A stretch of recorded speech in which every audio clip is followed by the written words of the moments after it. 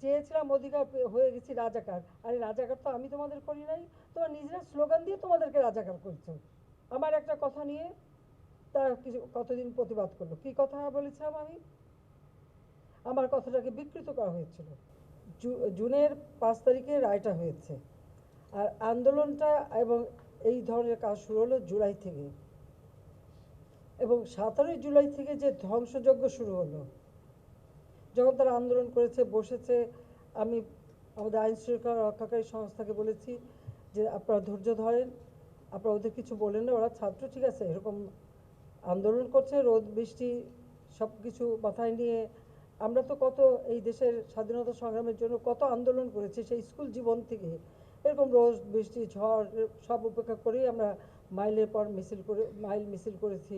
তো ওরা তো কখনো করেনি। অন্তত এই 15 বছর আমি সরকারে আসার পর ধারাবাহিকভাবে গণতন্ত্র চলছে দেশে, উন্নয়ন হচ্ছে, শিক্ষা প্রতিষ্ঠানে সেশন জট নাই, আধুনিক পদ্ধতিতে শিক্ষা, ডিজিটাল বাংলাদেশ, আধুনিক প্রযুক্তি শিক্ষা, এই টেলিভিশন, টেলিফোন, সব কিছুই ডিজিটাল সিস্টেম। এটা তো 96 সাল থেকে আমরা শুরু করেছি।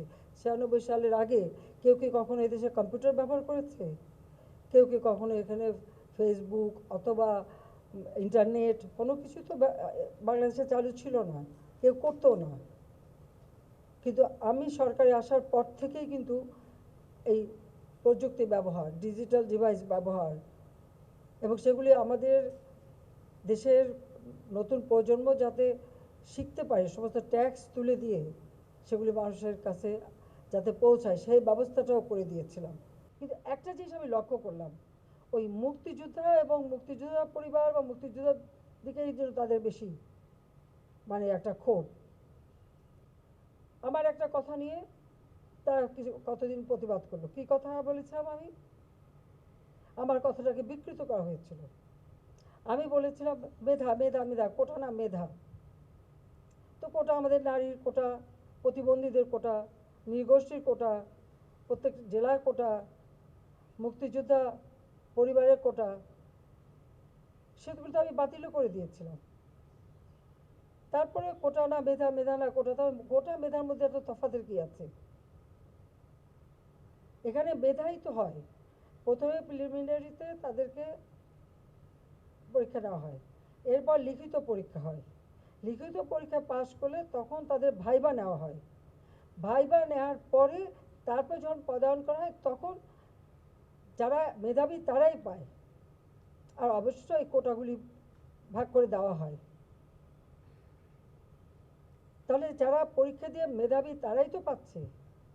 সেই সূত্রে আমি বলেছিলাম যে কি মেধাবী কি শুধু মানে মুক্তিযোদ্ধা পরিবারের সন্তান সন্ততিরা কি মেধাবী না?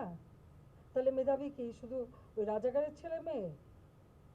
এটা বলার সাথে সাথে তাদের স্লোগান দাও কি, বিকেল 4টায় আমি প্রেস কনফারেন্স করি, কয়েক ঘন্টা চলে যায়, হঠাৎ রাত্রেবেলা বোধহয় 11টা 11:30টার দিকে দেখলাম অনেক ছেলে মেয়ে বের হয়ে আসছে, মেয়েরা হল থেকে বের হয়ে আসছে। তাদের স্লোগানটা কি? যে তারা রাজাকার, তুমি কে আমি কে, রাজাকার রাজাকার, তোমার বাবা আমার বাবা, রাজাকার রাজাকার। তার মানে তারা নিজেদেরকেই রাজাকার হিসেবে পরিচয় দিল। আমি তো তাদের রাজাকার বলিনি। তারা নিজেরাই স্লোগান দিয়ে নিজেদেরকে রাজাকার হিসেবে পরিচিত করলো সকলের কাছে, এবং এটারই প্রতিবাদ প্রত্যেক শ্রেণী পেশার মানুষ কিন্তু করেছিল, সকলেই। হ্যাঁ, আমাদের ছাত্রলীগ থেকে শুরু করে, যুবলীগ থেকে শুরু করে অন্যান্য সংগঠন, প্রগতিশীল সংগঠন সকলেই কিন্তু এর প্রতিবাদ করেছে, এমন কোনো সেকশনের মানুষ নাই যেটা প্রতিবাদ না করেছে। তখন তারা তাদের স্লোগান পরিবর্তন করলো। কি স্লোগান? চেয়েছিলাম অধিকার হয়ে গেছি রাজাকার। আরে রাজাকার তো আমি তোমাদের করি নাই, তোমরা নিজেরা স্লোগান দিয়ে তোমাদেরকে রাজাকার করছো। তোমরা স্লোগান দিয়েই তোমাদের পরিচয় দিয়েছো, তোমরা শুধু না, তোমরা রাজাকার, তোমার বাবা রাজাকার, এটা তো তোমরাই করেছো।